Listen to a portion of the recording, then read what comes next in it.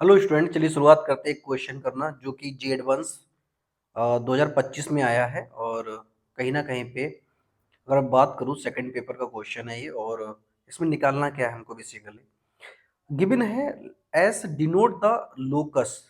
किसका locus? Intersection of pair of line. क्या भाई? Intersection pair of line. कौन कौन सी line? 4x - 3y equal to 12 alpha. दूसरा है 4 alpha x plus 3 alpha y बराबर 12।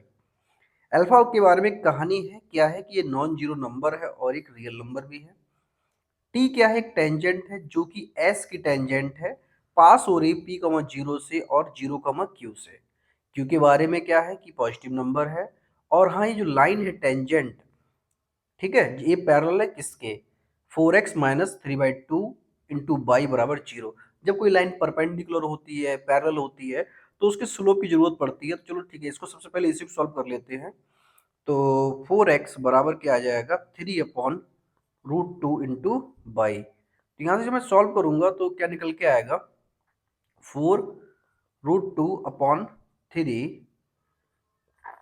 ठीक है, ये इक्वेशन बनेगी। y बराबर mx से हम इसको कर लेंगे कंपेयर। तो इसका स्लोप क्या हो जाएगा? 4√2/3। हाँ, सबसे पहली चीज, इसको तो बस सॉल्व कर लिया है, छोटा सा था। अब देखो इसकी जरूरत कब पड़ेगी, जब जरूरत पड़ेगी तब बता देंगे। एस क्या है? लोकस है। किसका लोकस है? इंटरसेक्शन पॉइंट का। कौन से इंटरसेक्शन पॉइंट का? जो लाइन है 4x - 3y = 12 अल्फा और 4 alpha x plus 3 alpha y बराबर 12। इन दोनों को सॉल्व करते हैं, यहाँ से अल्फा को गायब करते हैं। और अल्फा को गायब करने का तरीका ये है कि देखो, पहली इक्वेशन में कुछ नहीं करेंगे, दूसरी इक्वेशन में अगर मैं अल्फा कॉमन ले लूँ तो आपके पास बचेगा 4x प्लस का 3y इक्वल टू 12। ठीक है, और मैं क्या करूं, मैं ऐसा करता हूं, यहाँ पे इक्वेशन 1 से, ठीक है, अल्फा की वैल्यू पुट कर दूं। किसमें? इक्वेशन 2 में। इसको मैं अगर 2 मान लेता हूँ, ठीक है। तो फ्रॉम 1, अगर ये इक्वेशन 1 है हमारे पास, इसको हम ए ले लो, ठीक है। तो क्या आ जाएगा? 4x माइनस का 3/12 इंटू, ठीक है, 4x प्लस का 3y बराबर 12। सॉल्व करेंगे तो कितना आ जाएगा? 4x का होल स्क्वायर माइनस 3y का होल स्क्वायर बराबर 144। क्यों भाई? 12 का क्रॉस मल्टीप्लाई कराओगे तो क्या हो जाएगा? 144। इसको सॉल्व करेंगे तो क्या आ जाएगा? 16x² 9y² बराबर 144। इसको डिवाइड कर देंगे 144 को। क्यों भाई ऐसा क्यों कर रहा है? क्योंकि हमको क्या करना है, कर्व की इक्वेशन देखने की। ये है क्या एक्चुअली? साफ साफ दिख रहा है, 16x² अपॉन 144 माइनस का 9y² अपॉन 144 बराबर 1 बचेगा। क्या इसको काटेंगे तो ये 9 बचेगा, इसको ये 16 बचेगा। तो जब सॉल्व करेंगे तो आपके पास क्या आएगा? आपके पास आएगा भाई x² upon 9 minus y² upon 16। ठीक है, ये तो हाइपरबोला की इक्वेशन है। और अगर ये हाइपरबोला की इक्वेशन है तो आप लोग जानते हो कि ये क्या है? ये कर्व है। ये क्या है? कर्व है, कर्व एस। और इस एस की एक टेंजेंट है, एस की एक टेंजेंट है। और पैराबोला, सॉरी, हाइपरबोला की जो एक टेंजेंट होती है उसकी कंडीशन क्या होती है? मान लो कोई एक लाइन है y बराबर mx प्लस सी, ये क्या है? टेंजेंट है इसकी। तो क्या हो जाता है फाइनली? और अगर एक कर्व हाइपरबोला होता है तो होता है y बराबर mx प्लस माइनस रूट में, ध्यान से सुनना, प्लस माइनस रूट में am का होल स्क्वायर माइनस b का होल स्क्वायर।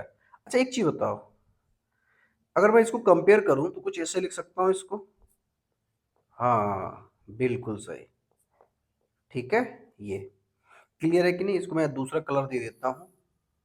स्टैंडर्ड इक्वेशन है, देखो स्टाइल दिया, फिर ये नहीं, ये ठीक है, ये सही है। क्लियर है? सो अब मैं बात करता हूँ। अब हमारे पास क्या है भाई? इक्वेशन है कि नहीं है टेंजेंट की? अगर ये टेंजेंट की इक्वेशन है तो इसको थोड़ा सा अच्छे से लिखोगे तो क्या आएगा, y बराबर M X plus minus under root में ए स्क्वायर। ए स्क्वायर की जगह पे क्या है 9, मतलब ए स्क्वायर जगह पे क्या है 9, तो 9m² लिख सकते हैं इसको। और बी स्क्वायर की जगह पे क्या है 16, तो कुछ ऐसा लिख लिया हमने। ठीक है, अब ये लाइन की इक्वेशन है, ये क्या हमारी टेंजेंट है, क्या है टेंजेंट, टेंजेंट टी। और ये टेंजेंट टी जो है वो कहाँ से पास हो रही है, नहीं अभी तो ये पैरेलल है। टेंजेंट टी किसके पैरेलल है, पैरेलल है भाई किसके, इस गिवन लाइन के। कौन सी लाइन, जिसके बारे में भी हमने बात की थी, लाइन ए। तो बाई बराबर 4√2/3 एक्स, 4√2/3 एक्स इसके पैरेलल है। अगर इसके पैरेलल है तो इसका स्लोप क्या होगा, वही होगा जो इसका स्लोप है कि नहीं। तो बाई बराबर इसको अब हम लिख सकते हैं 4√2/3 एक्स प्लस माइनस, सुनो 9 एम स्क्वायर की जगह पे क्या आ जाएगा, अगर मैं इसका स्क्वायर करूं 4√2/3 का, देखो एडवांस का क्वेश्चन है, थोड़ी बहुत तो मेहनत करनी पड़ेगी, ये आ जाएगा 2/9। ठीक है, तो 16 इंटू 2/9 आ गया, माइनस का, माइनस का कितना है 16 है, 9 से 9 कैंसिल हुआ, सॉल्व किया तो क्या आ गया बाई बराबर 4√2/3 इंटू एक्स प्लस माइनस, ये 32 आ जाएगा, माइनस का 16। अच्छा एक चीज बताओ, आगे सॉल्व कर सकते हो, बिल्कुल ठीक है। देखो ये कितना बचेगा 16, सॉल्व करोगे तो क्या आएगा 4√2/3 एक्स प्लस माइनस का 4। तो ये फाइनली आपके पास क्या आ गई टेंजेंट। ठीक है, और ये जो टेंजेंट है ना कहाँ से पास हो रही है, ये एक बार क्या होती है पास हो रही है P, 0 से, और एक बार पास होती है ये 0, Q से। ठीक है, लेकिन Q के बारे में कहानी ये है कि वो क्या है पॉजिटिव है, कैसा है पॉजिटिव है। ठीक है, अब चलो ठीक है सॉल्व कर लेते हैं। तो आपके पास क्या है P, 0 पास कराओ। ठीक है, तो P, 0 पास कराओगे तो एक चीज बताओ, इसको जो हम सॉल्व कर रहे हैं तो ये फाइनली क्या आ रहा है हमारे पास 3/4√2 एक्स प्लस माइनस का 12। ठीक है, और Q के बारे में क्या है पॉजिटिव है, तो अगर मैं 0, Q से पास कराऊंगा, x की जगह पे क्या रखूंगा 0 और y की जगह पे क्या रखूंगा Q। तो यार एक चीज बताओ मेरे को क्या लेना है, प्लस का या माइनस का, प्लस का।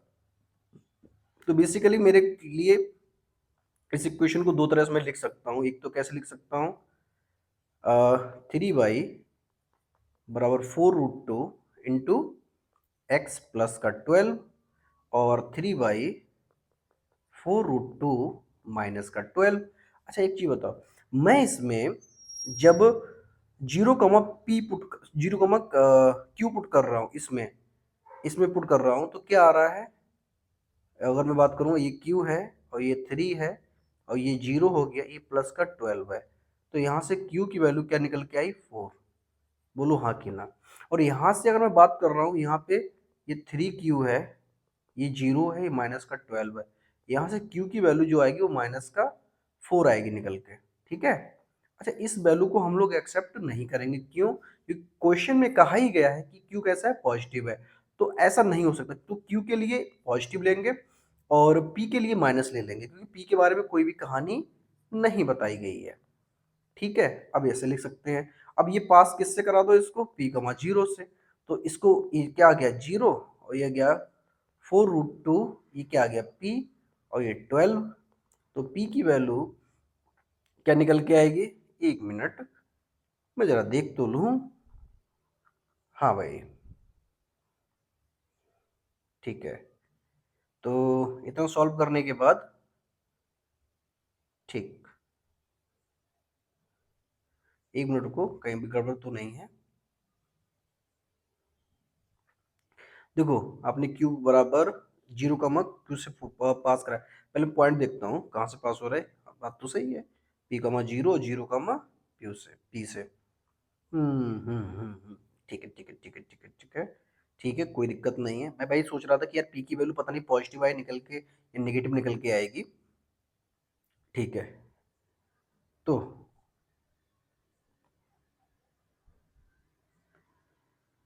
हाँ, सही है। अब ये है कि हम इसको नहीं ले सकते हैं, तो यहाँ पे अच्छा हाँ, एक चीज़ और है।